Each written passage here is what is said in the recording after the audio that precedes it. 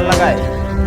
स्वास्थ्य मेले में बतौर मुख्य अतिथि पहुंचे भाजपा के पूर्व विधायक अनिल सिंह ने कहा कि जनता ने मेरे ऊपर जिस प्रकार से विश्वास जताया उसे कभी टूटने नहीं दूंगा। सभी योजनाओं का लाभ गरीब तक पहुंचाने का कार्य करूंगा।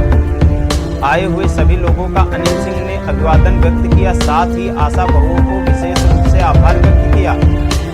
आशा बहुओं ने कोरोना काल में पूर्ण जिम्मेदारी से काम किया। स्वास्थ्य मेले में प्रचार प्रसार का दिखा अभाव। स्वास्थ्य विभाग के कर्मचारियों द्वारा ठीक से नहीं कराया गया प्रचार प्रसार।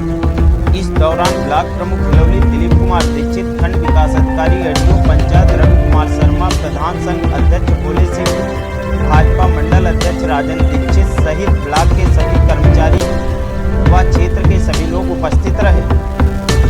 उन्नाव से एसके पाल की रिपोर्ट। सबसे पहले तो अपना परिचय बताएं। मैं डॉक्टर राकेश यादव, MOIC हिलौली अस्पताल। आज आपके ब्लॉक हिलौली में ब्लॉक स्वास्थ्य मेले का आयोजन किया गया है, क्या कहना चाहेंगे इस विषय में? मेला सुबह 10 बजे से शुरू हुआ, जिसका रजिस्ट्रेशन 10 बजे से प्रारंभ हो गया और उसमें 817 मरीज करीब देखे गए हैं। और इसमें कितने स्टॉल लगे थे और किन किन रोगों से संबंधित स्टॉल लगाए गए थे? इसमें नेत्र रोग, हड्डी रोग, स्त्री रोग, जनरल फिजिशियन का था, आयुर्वेदिक, होम्योपैथिक सारे स्टॉल लगे हुए थे। जानकारी मिलती है कि जागरूकता का अभाव था। क्या वाकई मेला से पहले आपने ये संदेश क्षेत्र में नहीं दिलवाया कि इसमें हमारे द्वारा पंपलेट बंटवाए गए पब्लिक में, बाज़ार में, और आशाओं द्वारा गांव में संदेश दिलाया गया। हम अपनी तरफ से तो कोशिश की, हो सकता है कहीं कुछ रह गया हो तो अगली बार। लोगों का कहना है कि यहाँ 11 बजे से मेला स्टार्ट हुआ और विधायक जी अंदर गए, मेला खत्म हो गया। इस विषय में आपका क्या कहना है? अब ये तो आप भी देख रहे थे शायद अभी तक, कि देख ही रहे थे कि अभी तक तो चल रहा था। 4 बज रहा है अभी लगभग आपका। नहीं, सारे स्टॉल खाली पड़े। 15 मिनट पहले, अभी 4 बजे 15 मिनट पहले खत्म हुए। इस स्वास्थ्य मेले को एक तरह से कहा जाए कि सफेद हाथी बना दिया गया। क्या ये सच है? लोगों के कहने के हमारी समझ से तो ऐसा नहीं है। स्वास्थ्य मेले का आयोजन उसमें आप मुख्य अतिथि रहे, उस विषय में आपका बहुत धन्यवाद। आपने बहुत अच्छा सवाल किया और आप मीडिया के लोग तन्मयता से इस पूर्व विधानसभा की छोटी बड़ी बातें कवर करते हैं। आज स्वास्थ्य मेला जो लगने का कारण है कि हमारी सरकार का एक स्पष्ट आदेश है कि जनमानस को सबका साथ सबका विकास और सबके विश्वास के मंत्र को लेकर जनमानस तक कैसे सरकार की योजनाएं पहुंचाई जाएंगी। याद करिए, पहले गांव में हम लोग छोटे छोटे रहें तो मेला लागत रहा, बैरी और जमुनी और ये मटर के चाट और बतासा गुनगुना बेचा जाता रहा। उसी तरीके से हम लोग मेला को कन्वर्ट कर दिए कि सरकार की जो योजनाएं हैं, पहले लोग दबा और खा जाया करते थे क्योंकि किसी को पता नहीं चलता था। लेकिन हमने और हमारी सरकार ने पॉइंट 2 की एक ऐसा व्यवस्था शुरू की है कि हम सब कुछ पारदर्शिता की तरीके से करेंगे। उसी के तहत आज मेला था और इसमें सभी विभागों का स्टॉल लगा था कि कोई भी आप काम यहाँ पे करा सकते हैं। उसी का था ये, जिसमें हम लोग आज आए थे और अपने यहाँ पे विचार रखे और मैंने लोगों को समझाया कि ऐसे ऐसे जुड़ेंगे। अभी ये लगातार चलता रहेगा मेला। कितने दिनों से चल रहा है पहले और अभी तक कितने दिन? अभी पहला शुरुआत हुई। सरकार 16 तारीख को हमारी आचार संहिता खत्म हुई है, क्योंकि अभी तक MLC का और विधायकी मतलब विधानसभा के चुनाव में वो लगा हुआ था आचार संहिता। तो आचार संहिता अब खत्म हुई 16 से, तो अभी हमारा कार्यक्रम शुरू हो गया। लोगों का कहना है कि आप ब्लॉक के अंदर आए और वहाँ मेला खत्म हो गया। नहीं, वो 2 बजे तक ही था ना, 2:30-3 बजे तक उस। हाँ, ज़्यादा कागज में तो 4 बजे तक नहीं। कागज में हमको लगता है कि कागज में अगर दिया है उन्होंने से लेके 4 बजे तक 9 से 4।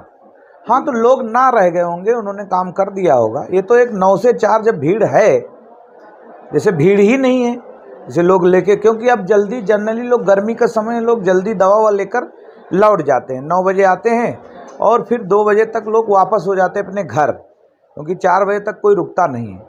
तो उसी बीच में मेला चल रहा था उधर, और हम अपनी मीटिंग यहाँ पे, हमारी दूसरी मीटिंग थी यहाँ पे।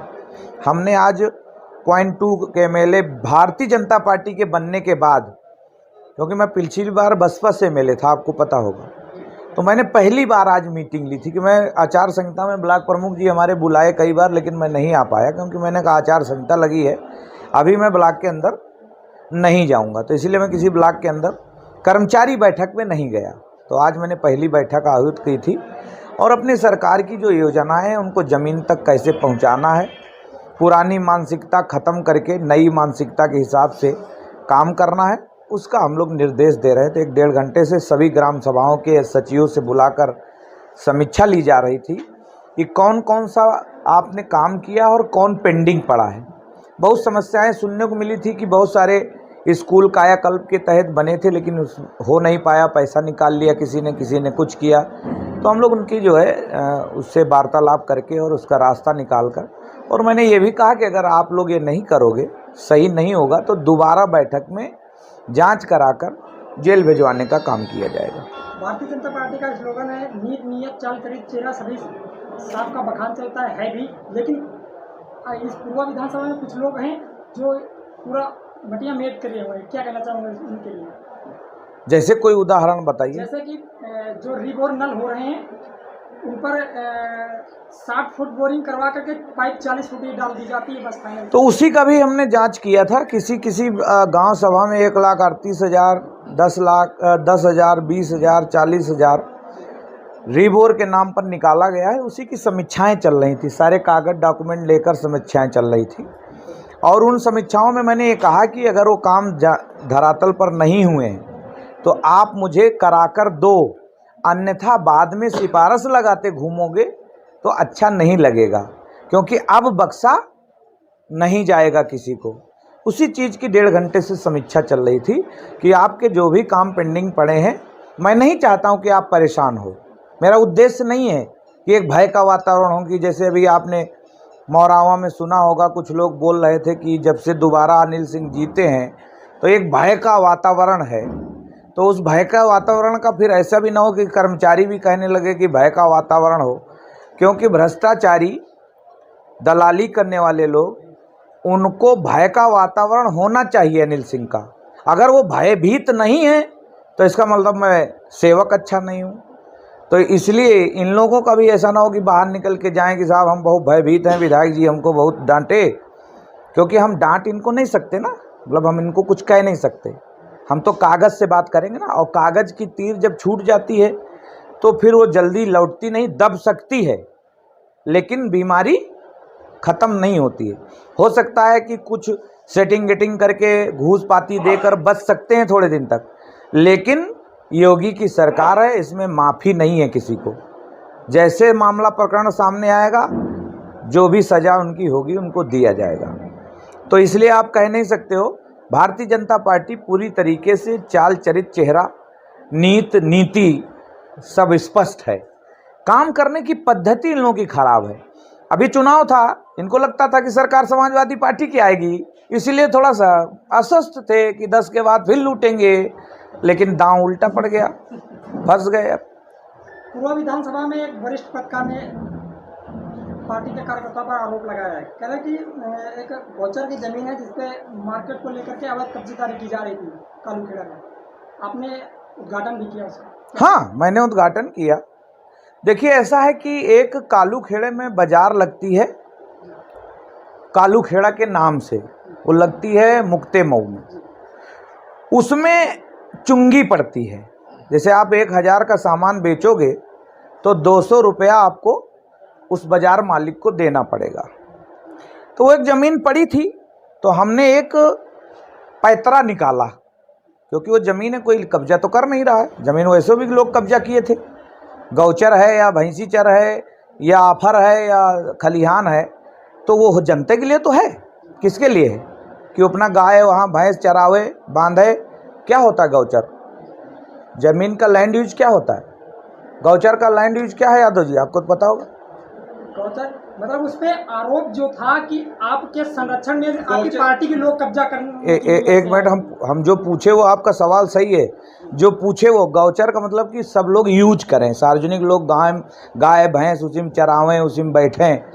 और अगर कोई वहाँ बैठकर कोई सौदा बेच ले रहा है, कोई निर्माण तो है नहीं, तो उसको वहाँ लगवाया गया था इसलिए कि यहाँ की चुंगी बंद हो जाए। तो उसी दिन दुग्गी पीटी गई, उन लोगों ने दुग्गी पिटवाई कि साहब बाजार कहीं ना जाए, हम चुंगी बंद कर देते हैं। हमने बाजार ख़त्म करा दी। ये था, कोई कब्जा नहीं है, कोई कुछ नहीं है।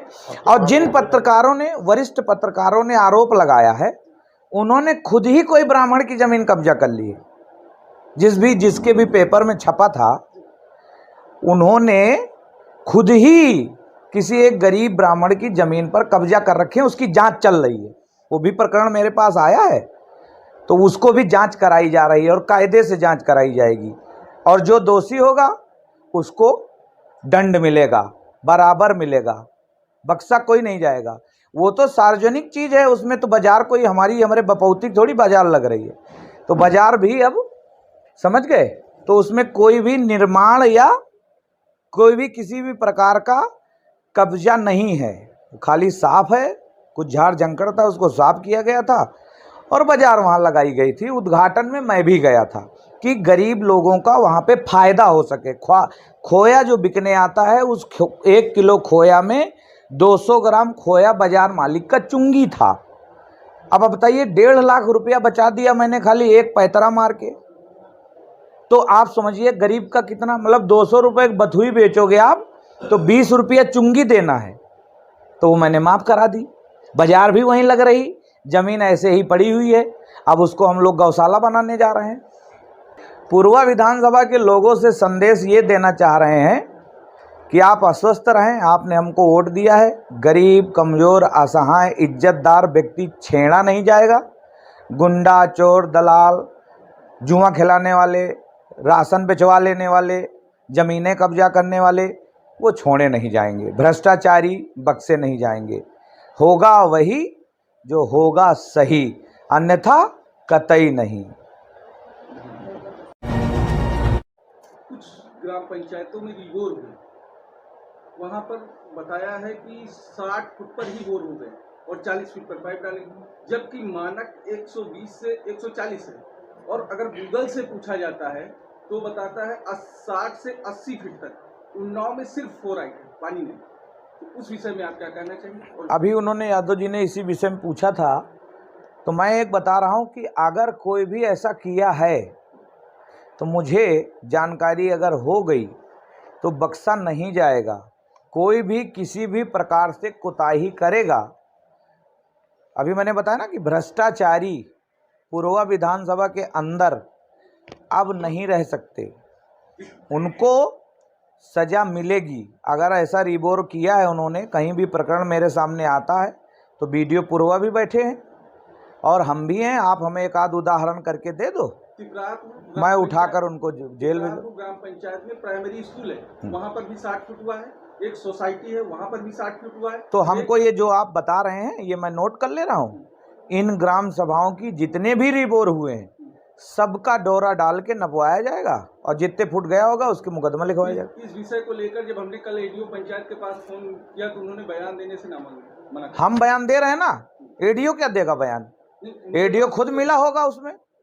भाई जो लोग मिले होंगे बंदर बांट में, तो कैसे तुमको बयान देंगे? विधायक अनिल सिंह दे रहे हैं ना बयान, हमसे बयान लो। जिम्मेदार हम हैं, जनता के सेवक हैं।